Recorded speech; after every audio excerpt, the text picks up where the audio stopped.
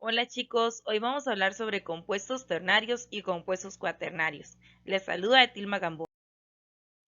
Hablemos un poco sobre los compuestos ternarios.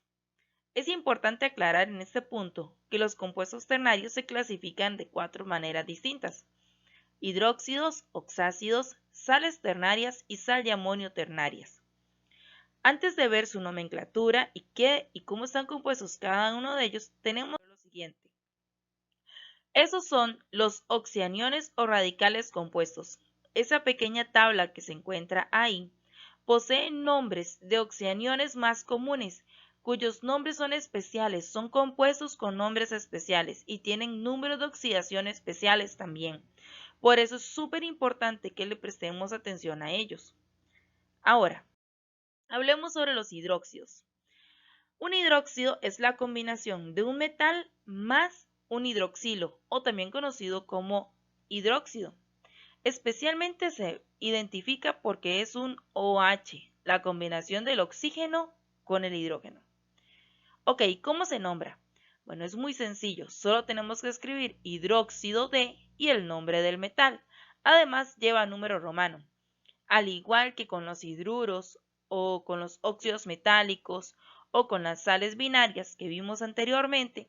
El número romano es sacarlo con cuidado nada más.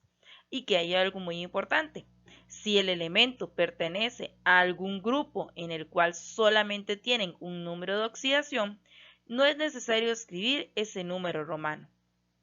Aquí es importante aclarar que el número de oxidación del hidroxilo es el -1. Aquí vemos algunos ejemplos. Tenemos un metal llamado calcio, el cual al combinarse con un hidroxilo se va a llamar hidróxido de calcio. Como el calcio pertenece al grupo número 2 y tiene solamente un número de oxidación de +2, no es necesario escribirle el número de oxidación.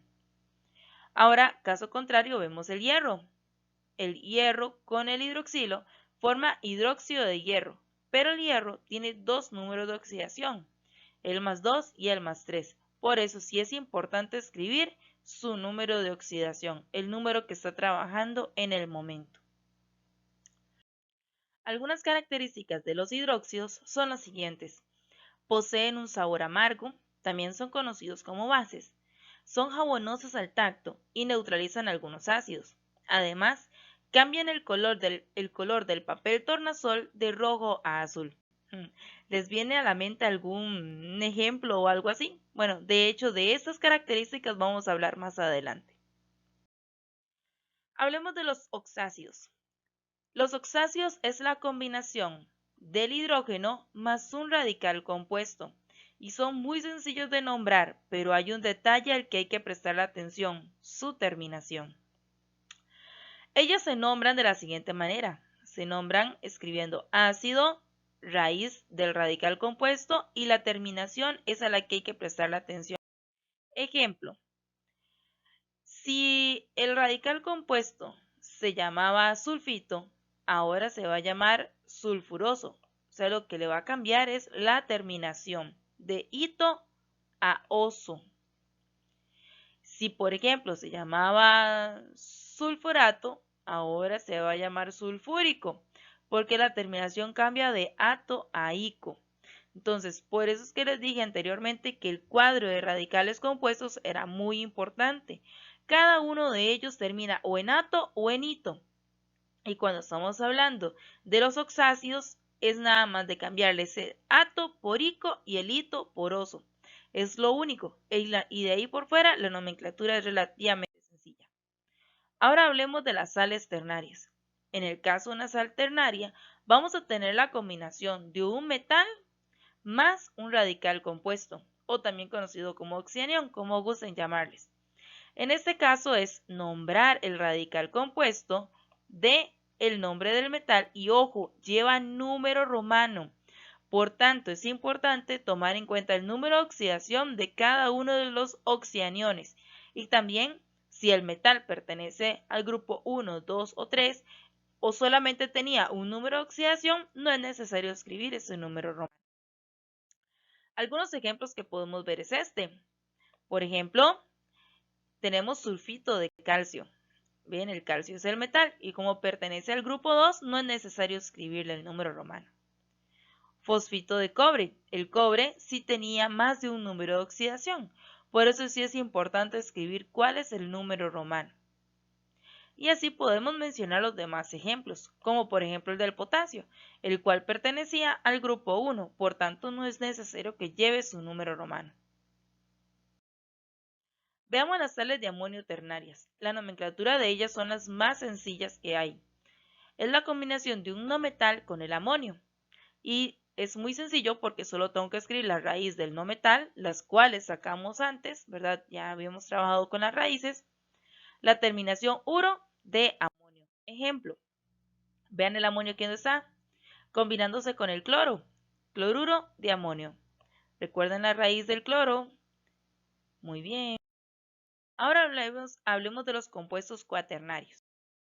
En el caso de los compuestos cuaternarios, vamos a ver principalmente tres: los hidratos, las sales hidrogenadas y las sales de amonio cuaternarias.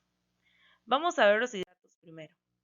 En el caso de los hidratos, es la combinación de una sal ternaria, por eso es importante comprender bien la nomenclatura de ella primero, con el agua, H2O, y tiene dos formas de nombrarse, escribiendo prefijo hidrato de el nombre de la sal ternaria o el nombre de la sal ternaria prefijo hidratado.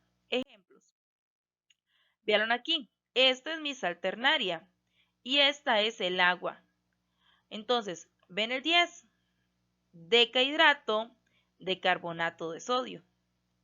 O, por ejemplo, este otro de aquí, esta es mi sal ternaria. Ven este 7, heptahidrato de sulfato de magnesio. Si se preguntan ustedes el por qué aquí tienen números más altos que el 7, es porque es el agua. O sea, estamos hablando que son 10 moléculas de agua.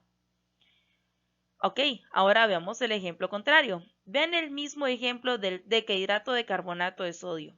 Se va a llamar carbonato de sodio decahidratado. Ven que lo que cambia realmente es el final. Ahora veamos otro ejemplo. Bueno, otro caso.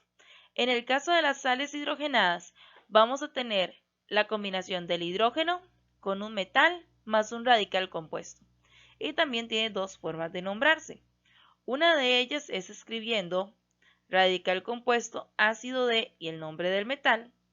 Y la otra es escribiendo prefijo hidrógeno radical compuesto de el nombre del metal. Y lo podemos ver de la siguiente manera. Veamos el ejemplo del bicarbonato de sodio, como vulgarmente se le conoce. Tenemos el sodio, tenemos el hidrógeno y tenemos el radical compuesto. Se puede llamar carbonato ácido de sodio o se le puede llamar hidrógeno carbonato de sodio. Cualquiera de las dos formas es correcta, cualquiera está bien. Veamos este otro ejemplo, potasio, hidrógeno y aquí tenemos el fosfato. Se llama fosfato ácido de potasio o puede llamarse dihidrógeno fosfato de potasio. Vemos que el prefijo se refiere principalmente al subíndice del hidrógeno, para que lo tomemos en cuenta. Y por último tenemos a las sales de amonio cuaternarias, las cuales van a combinar un radical compuesto o oxianiones y el amonio. Su nomenclatura, al igual que las sales de amonio ternarias, es relativamente sencilla. Solo tengo que escribir el nombre del radical compuesto de amonio y listo.